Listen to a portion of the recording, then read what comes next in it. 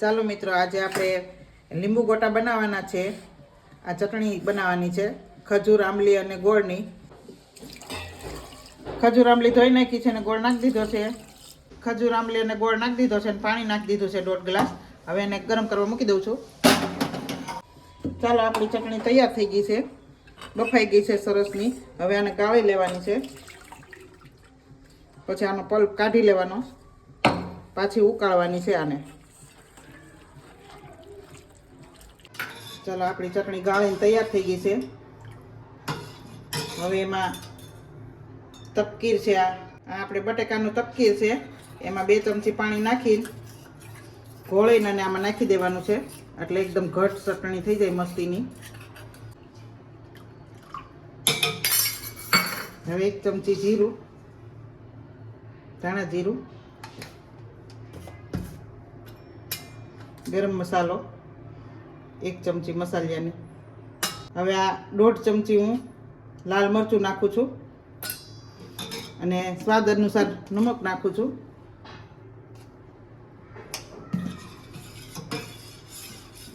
વરિયાળીનો ભૂકો છે, આ છેલ્લે નાખવાનો છે વરિયાળીનો ભૂકો. હવે આને ગરમ કરવા મૂકી દેવાની છે. 1-2 ઉભરા આવે ત્યાં સુધી આને પાછી ફરીથી ગરમ કરવાની છે, એટલે એકદમ કાચ જેવી થઈ જશે. હવે આને હું ગરમ કરવા મૂકી દઉં છું. મારા વિડીયોને લાઈક કરો, શેર કરો અને સબસ્ક્રાઈબ કરો. 2 વખત ચટણીને ગરમ કરવી પડે એટલે એકદમ મસ્ત થાય, કાચ જેવી. 2 ઉભરા આવે ત્યાં સુધી ગરમ થવા દેવાની છે.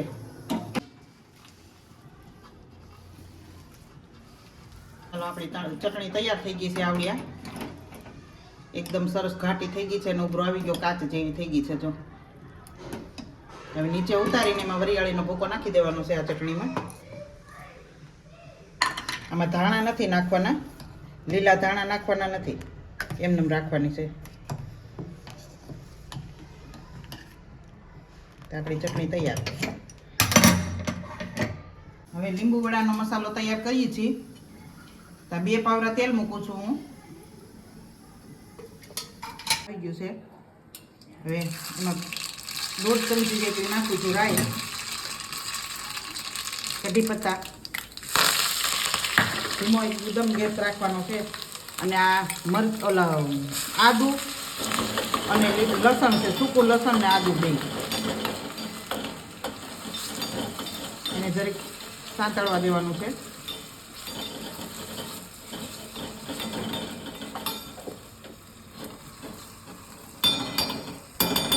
હવે એમાં મરચી નાખું છું. નકરી મરચી ક્રશ કરેલી છે.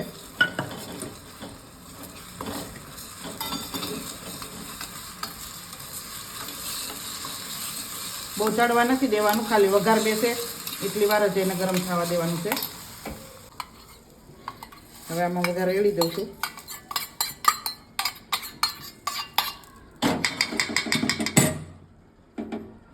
લીલું લસણ છે,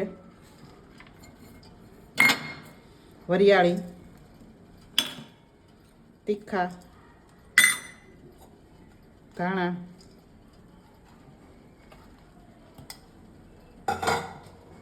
સ્વાદ અનુસાર નમક,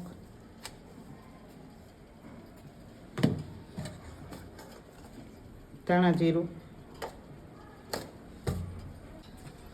હળદર જરી અને હિંગ,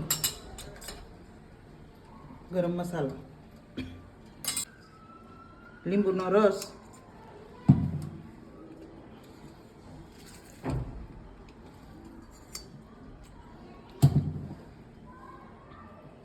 દોઢ લીંબુ નાખી દઉં છું. હવે આને આપણે હલાવી નાખવાનું છે હાથેથી.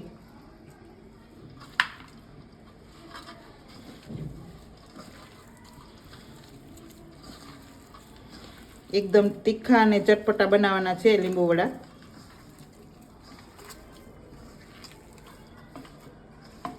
આપણો મસાલો તૈયાર થઈ ગયો છે અને ગોટા બનાવી નાખ્યા છે. હવે આપણે લોટ બાંધવાનો છે. ચાલો, હવે આપણે ચણાનો લોટ ચારીએ છીએ. લીંબુ નાખીને ચારવાનો એટલે ગાંઠું બધી ભાંગી જાય, હાથ અંદર ન અડાડવો પડે. આ રીતે ચારવાનો છે. આપણો લોટ ચરાઈ ગયો છે અને હવે આમાં નમક નાખવાનું છે. 2 ચમચી મીઠું નાખું છું. એક ચપટી જ સોડા નાખવાના છે. હવે આને હલાઈ નાખવાનું છે. હવે પાણીથી લોટ બાંધી લેવાનો છે. બહુ આછોય નહીં બહુ ઘાટોય નહીં, થોડું થોડું પાણી નાખી જવાનું, લોટ બાંધી જવાનો. એક આયરે પાણી નથી નાખવાનું.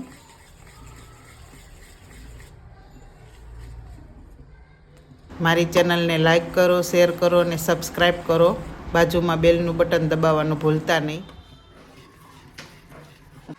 આપણો લોટ બંધાઈ ગયો છે. આને એક જ તારમાં આમ એક બાજુ જ હલાવવાનો છે. 10 મિનિટ સુધી હલાવવાનો છે, એક રસ થઈ જાય ત્યાં સુધી.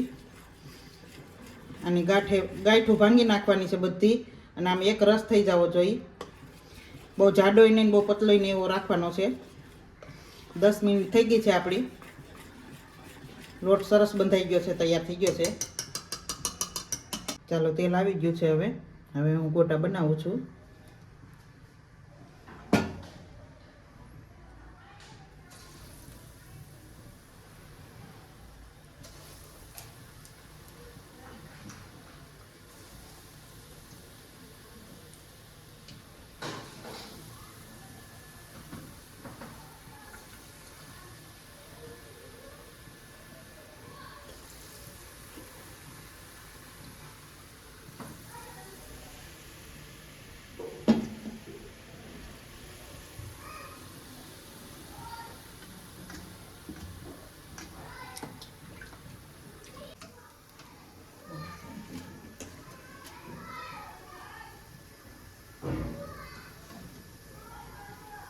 ચાલો મિત્રો, આપણા લીંબુ ગોટા તૈયાર છે. ગ્રીન ચટણી અને આંબલીની ચટણી, આંબલી ખજૂરની ચટણી સાથે આપણે સેવ કરવાના છે. આ લીંબુ ગોટા આપણા તૈયાર છે. તો આ ગોટા અંદર આમ લીંબુ નીચોવી અને પછી ખાવાના છે. ચટણી સાથે પણ ખાઈ શકીએ છીએ આપણે. અને આ ગ્રીન ચટણી તમારે જો બનાવવી હોય, શીખવી હોય તો ઉપર આઈ બટન દબાવજો.